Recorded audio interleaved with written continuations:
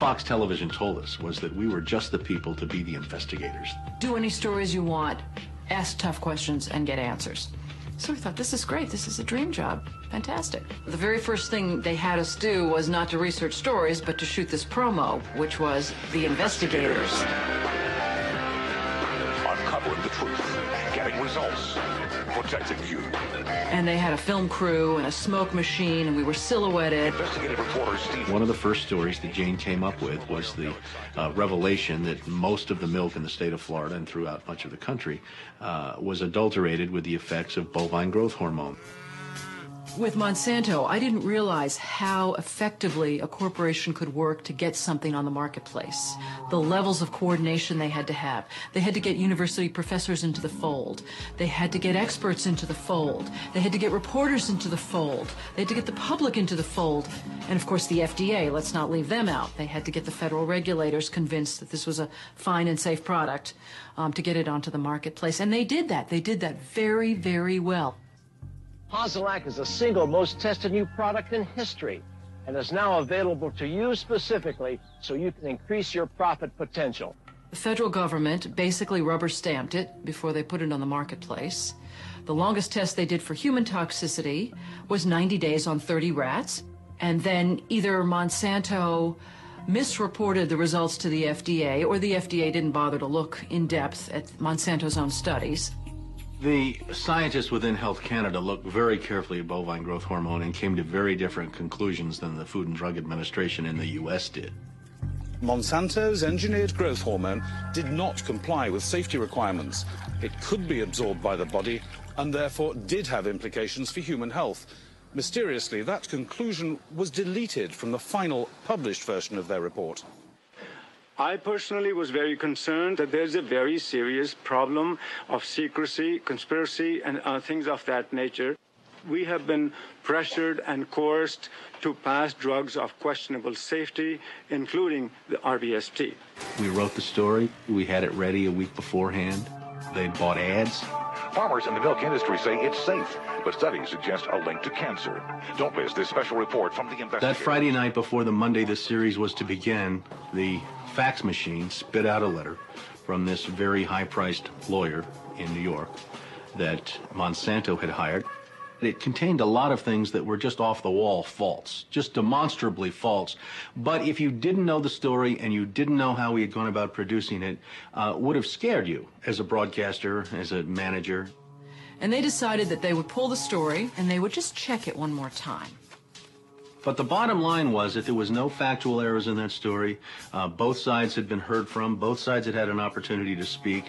1 week later, Monsanto sent the second letter. And this was even more strongly worded. And it said there will be dire consequences for Fox News if the story airs in Florida. And this time they freaked. They were afraid of being sued, and they were also afraid of losing advertising dollars at all of the stations owned by Rupert Murdoch. And he owned more television stations than any other group in America. I mean, that's 22 television stations. That's a lot of advertising dollars for Roundup, aspartame, NutraSweet, and other products. So we got into a battle. And the first deal was the new general manager. And his name's Dave. And Dave is a salesman, and, you know, he'd pump your hand. How you doing? How you doing? Called us upstairs to his office, and he said, what would you say if I killed this piece? What if it never ran?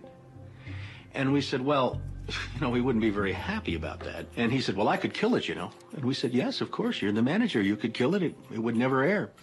And he's hemming and he's hawing and he's back and he's forth. And we couldn't figure out, what is this all about? And finally he blurted out, look, would you tell anybody? You know, I said, I'm not going to lie for you. About a week later, calls us back to the office and says, okay, we'd like you to make these changes. In fact, you will make these changes. We said, well, look, let us show you the research that we have that shows that this information you want us to broadcast isn't true. To which he replies, I don't care about that. I said, pardon me? And he said, that's what I have lawyers for. Just write it the way the lawyers want it written. I said, you know, this is news. This is important. This is stuff people need to know. And I'll never forget, he didn't pause a beat, and he said, we just paid $3 billion for these television stations. We'll tell you what the news is. The news is what we say it is. I said, I'm not doing that. And he said, well, he said, if you refuse to present this story the way we think it should be presented, you'll be fired for insubordination. I said, I will go to the Federal Communications Commission and I will report that I was fired from my job by you, the licensee of these public airwaves, because I refused to lie to people on the air. And it's thank you very much. You'll hear from us right away. Well, 24 hours came and went, and we didn't hear a thing. And about a week later, he calls us back, and now we've changed strategies. How about if we pay you some money and you just go away? And I said, how much money? Because, you know, when somebody offers to bribe you like that, I always want to know if it might be worth it. He was going to offer us the rest of our year's salary if we agreed not to talk about what Monsanto had done, to not talk about the Fox corporate response in suppressing the story, and to not talk about the story. Not talk about BGH, again, anywhere. Not take the story to another news organization. Just zip up. I said, you mean if I want to go to my daughter's PTA meetings and explain what's in the school milk at the school lunch program? I can't, no. You can never speak about this anywhere. And Steve says, okay, write it up. And I'm like, what are you talking about? Write it up. And I didn't say anything. And Dave, he wrote it up. And he FedExed it to us a couple days later. And he said, are you going to sign? And we said, nah, Dave, we're not going to sign that. And he said, well, send it back, okay? I said, no, Dave, we're not going to send that back. It was, okay, we can't buy you out. We can't shut you up. Let's get the story on the air in a way that we can all agree it will go on the air. And we started rewriting and editing with their lawyers. Well, during this 8-month re-review process, I say jokingly, they did things like, for example, they wanted to take out the word cancer.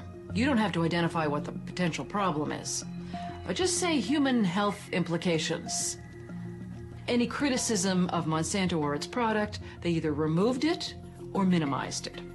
And it was very, very clear, I would say, almost every edit they made to the piece, that was the aim. And we changed this and this and this, and then that wasn't good enough. Okay, now change this and this and this. Now change this and this. Version after version after version, 83 times. 83 times is unheard of. It doesn't happen. You shouldn't have to rewrite something 83 times. Obviously, they didn't want to put the thing on the air, and they were trying to drive us crazy and get us to quit or wait until the first window in our contract so that they could fire us. They, in effect, announced that they were going to fire us for no cause. Well, this was a little much.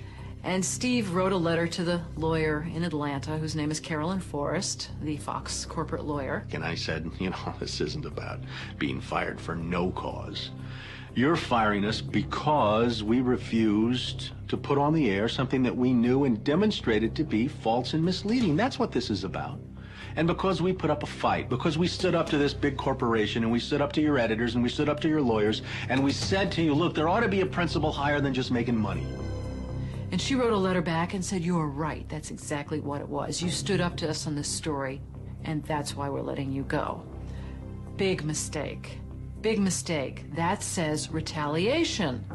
You can't retaliate against employees if they're standing up for something that they believe is illegal, that they don't want to participate in. So that gave us the whistleblower status that we needed in the state of Florida to file a whistleblower claim against our employer. And as far as our 2 or 3 years later, we got to trial. 5 weeks of testimony led to a jury verdict of $425,000, in which the jury determined that the story they pressured us to broadcast, the story we resisted telling, was in fact false, distorted, or slanted. Fox News appealed the verdict. 5 major news media corporations filed briefs with the court in support of Fox's appeal. You may recall that Jane Acree, a former reporter here, sued Fox 13 in a whistleblower lawsuit, claiming she was fired for refusing to distort her report. The appeals court today threw that case out, saying Ms. Acree had no whistleblower claim against the station based on news distortion. Fox 13 Vice President and General Manager Bob Linger says the station has been completely vindicated by the ruling. What Fox neglected to report is this. Jane